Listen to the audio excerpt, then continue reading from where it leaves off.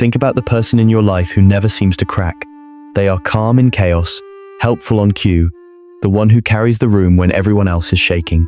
When someone asks how they are doing, the answer arrives instantly. I'm fine, even when it isn't true. No details, no weight, no invitation. From the outside, it looks like resilience.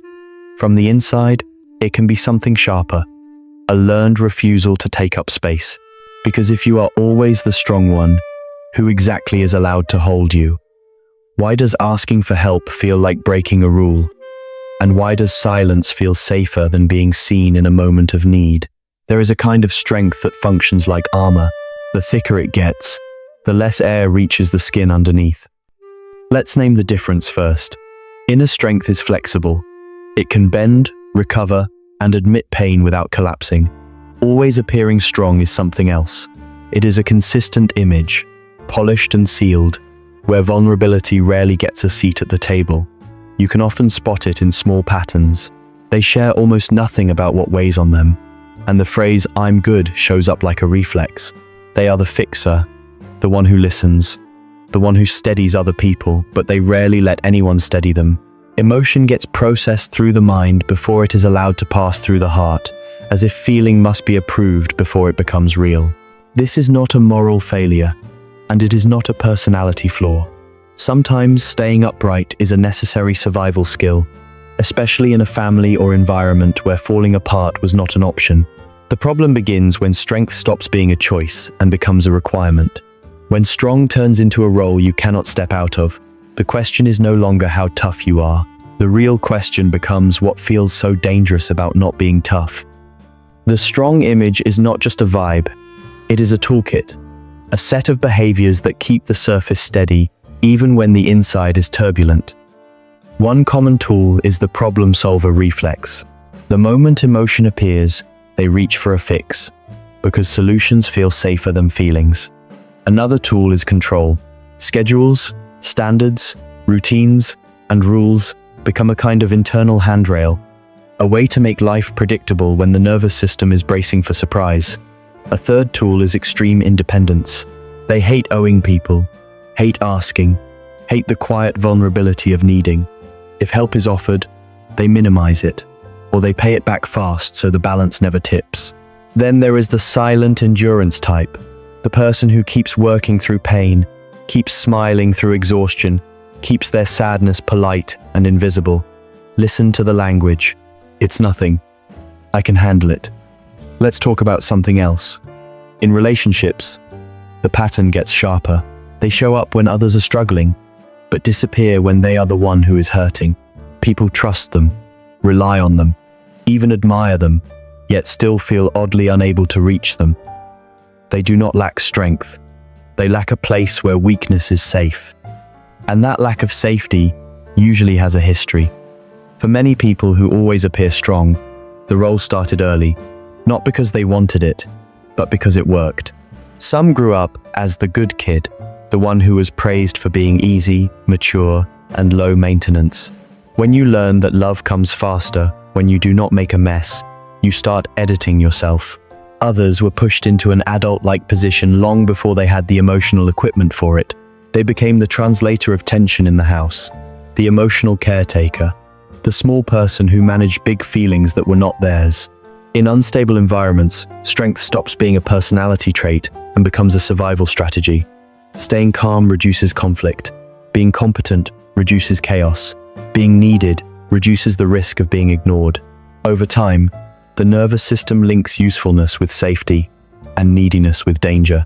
This is where attachment patterns often show up. In an avoidant style, closeness can exist, but depth feels risky. They can be warm, loyal, even protective, yet still keep a private room locked inside themselves.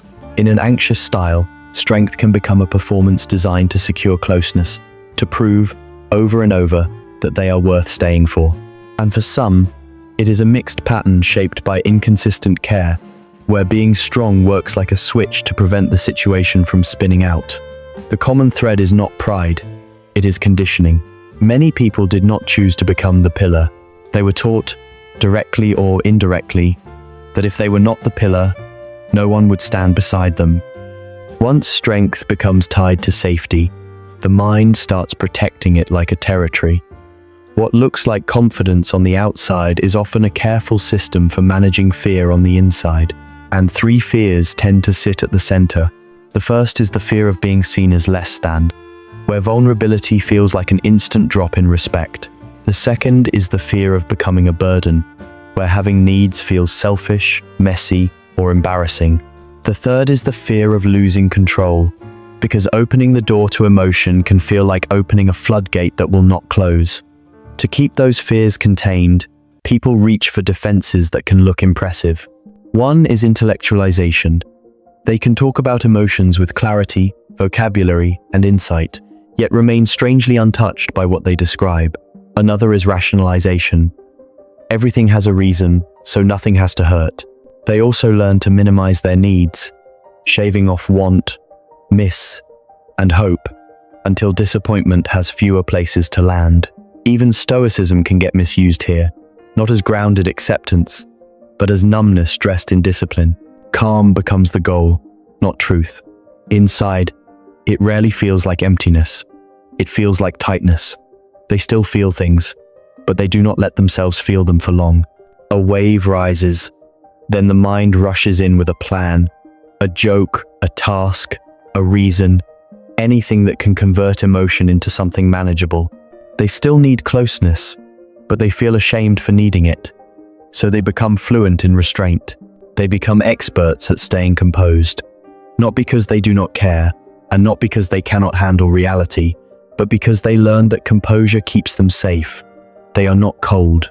They are highly skilled at locking the door from the inside. To be fair, this mask works, at least for a while. Socially, people who always appear strong are rewarded.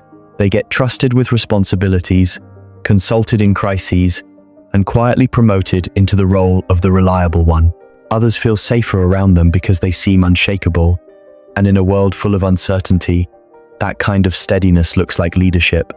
Internally, the payoff can feel just as real. Control creates a sense of order. Competence creates a sense of worth.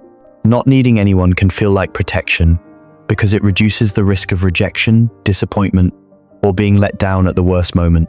In the short term, staying composed also prevents emotional spillover. It keeps life functioning. It keeps the train on the tracks. But these benefits have a hidden cost built into them.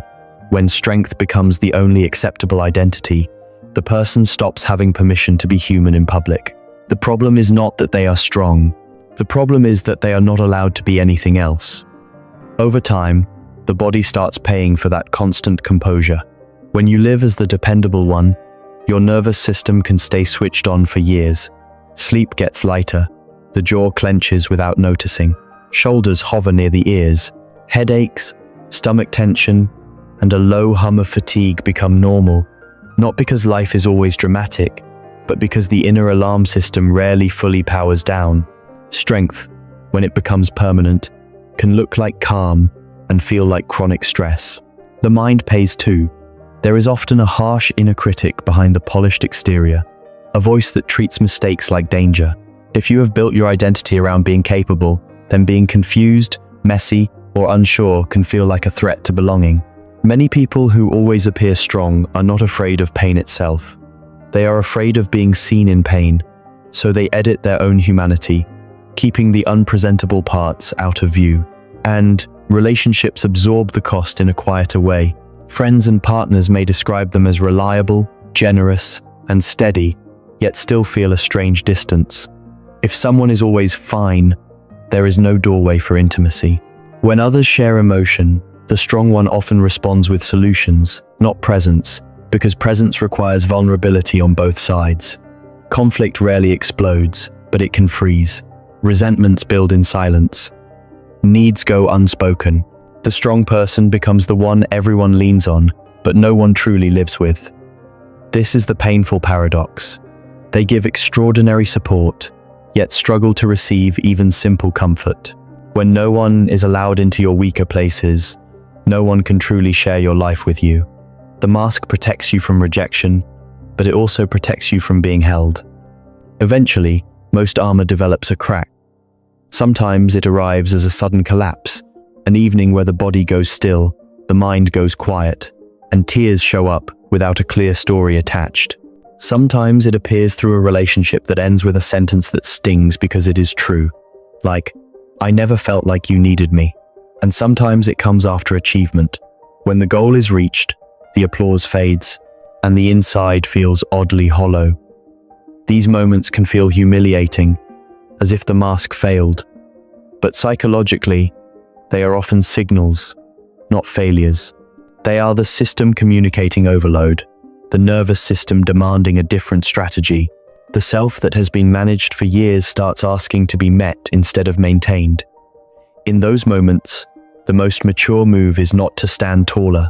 It is to sit down, breathe, and allow what has been locked away to finally have a voice. Rebuilding strength starts with redefining it. Real strength is not the absence of need. It is the capacity to face the truth of your inner life without punishing yourself for having one.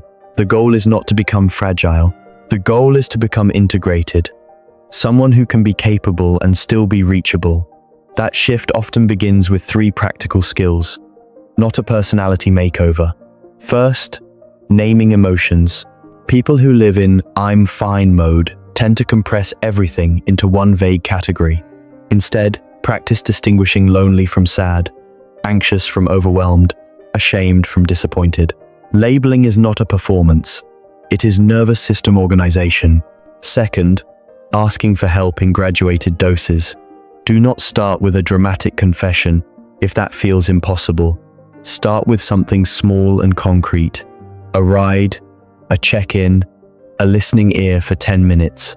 Let your body learn that need does not automatically lead to rejection. Third, tolerating imperfection. If your value has been tied to competence, then "I'm still learning" can feel terrifying, but it is also freeing. It creates room for honesty without collapse. This is where language becomes a form of practice. Try sentences like, "I'm not doing great today, and I need someone to listen. Can I ask you for a small favor? I need time to feel this before I solve it. I'm afraid of being judged, but I want to be honest." These lines do not make you weak. They make you legible, and boundaries matter. You can support others without deleting yourself from the equation. For someone trained to hold it together, softness can feel uncomfortable at first, because the nervous system is not used to safety. But discomfort is not always danger. Sometimes it is simply a new way of living. And that is the deeper point. Appearing strong is a language that earns respect, stability, and distance. Intimacy speaks a different language. It is built less on performance and more on shared reality, on the moments where the truth is allowed to be seen without being punished. We do not bond through flawless competence.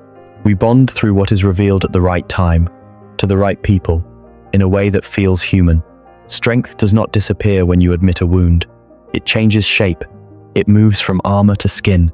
Armor keeps you safe from impact, but it also blocks touch. Skin can be bruised, but it can also feel warmth, connection, and care. For the person who has always been the pillar, the quietest form of courage is not proving you can handle everything. It is allowing someone to witness the part of you that cannot. There is a brave kind of softness in letting others see that you are, too, a person.